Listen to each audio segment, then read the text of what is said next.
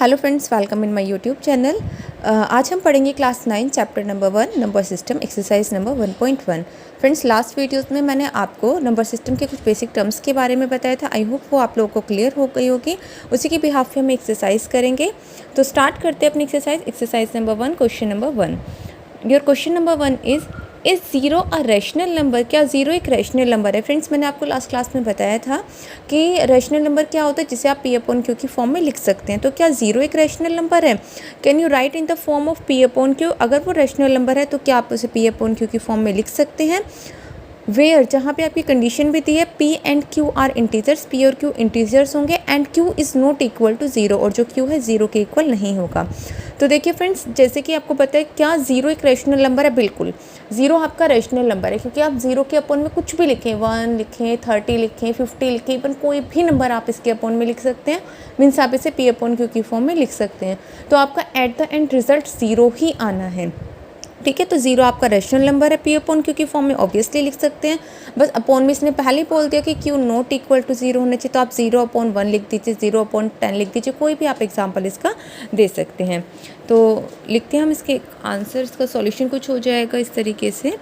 Is zero a rational number? तो yes,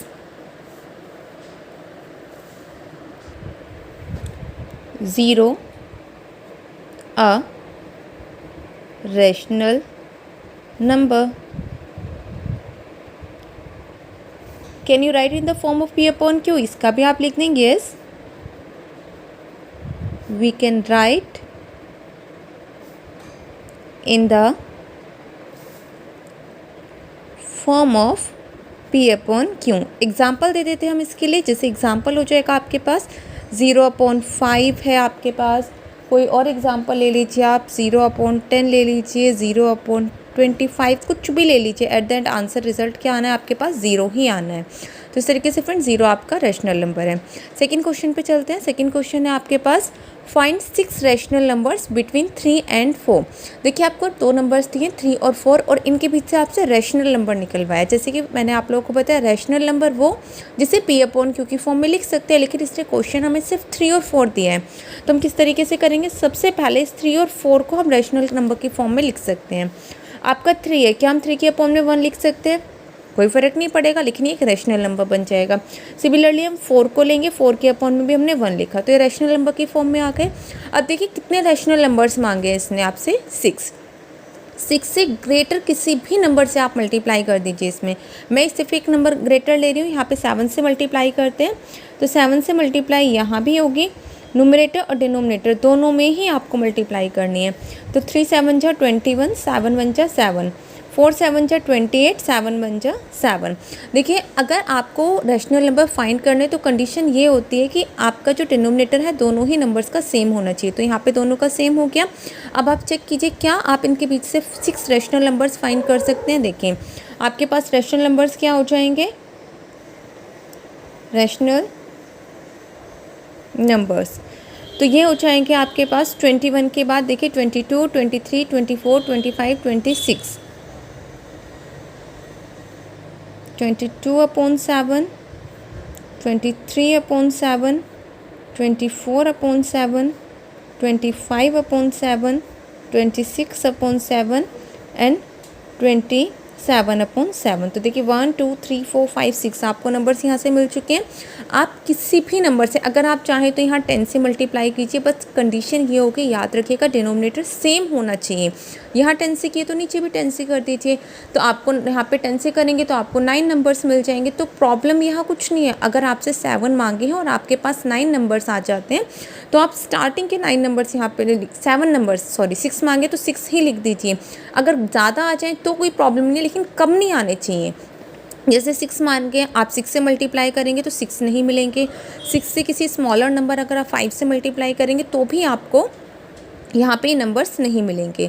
तो याद रखिएगा जितने आपसे बोला उससे किसी भी एक ग्रेटर नंबर को लीजिए और उससे मल्टीप्लाई कर दीजिए और आपके यहाँ पे आंसर आ जाएगा। आई होप ये क्वेश्चन आपको समझ आ गया होगा। एक नेक्स्ट क्वेश्चन देख लेते हैं। नेक्स्ट है आपके पास फाइंड 5 रैशनल नंबर। फिर से आपसे रैशनल नंबर मांगा है और इस बार जो आपको 2 टर्म्स दी हैं वो आपको पहले से ही रैशनल फॉर्म में दी है, मीन्स 3/5 एंड 4/5। तो दोनों नंबर्स लिख लेते हैं, 3/5 एंड 4/5। पहले से ही रेशनल फॉर्म है और देखिए डिनोमिनेटर भी यहाँ पे इक्वल दिया है। नंबर्स कितने मांगे हैं आपसे 5। अब 5 से ग्रेटर कोई भी नंबर ले लीजिए, 6, 7, 8, 9, 10, इवन 20 कुछ भी ले लीजिए। चलिए मैं आपको ये क्वेश्चन यहाँ 10 से करके दिखाती हूँ। तो हम क्या करते हैं, यहाँ पे न्यूमरेटर और डिनोमिनेटर दोनों में ही 10 से मल्टीप्लाई करते हैं, ठीक है।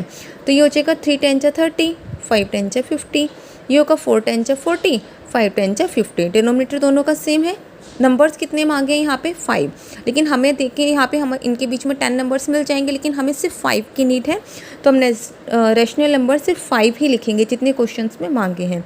तो रेशनल नंबर्स हो जाएंगे आपके पास, ये हो जाएंगे आपके पास 31/50, 32/50, 33/50, 34/50, 35/50। आई होप आपको समझ आया होगा। देखिए 36, 37, 38, 39 भी आपके पास हैं, लेकिन उन्हें लिखने की ज़रूरत नहीं। जितने नंबर्स मांगे आप सिर्फ उतने ही लिखिए। अगर आपके पास एक्स्ट्रा आ जाते हैं कोई प्रॉब्लम नहीं, लेकिन नंबर्स कम नहीं आने चाहिए, ठीक है। तो जो भी जितने नंबर्स मांगे उससे ग्रेटर नंबर की मल्टीप्लाई कर दीजिए। तो ये तो बहुत इजी से क्वेश्चन से प्रॉब्लम जब आते हैं जब डिनोमिनेटर इक्वल ना हो। तो आगे मैं आपको वैसे भी क्वेश्चन कराऊंगी, अगर डिनोमिनेटर इक्वल ना हो तो हम किस तरीके से क्वेश्चन सॉल्व करेंगे। चलिए इस एक्सरसाइज के नेक्स्ट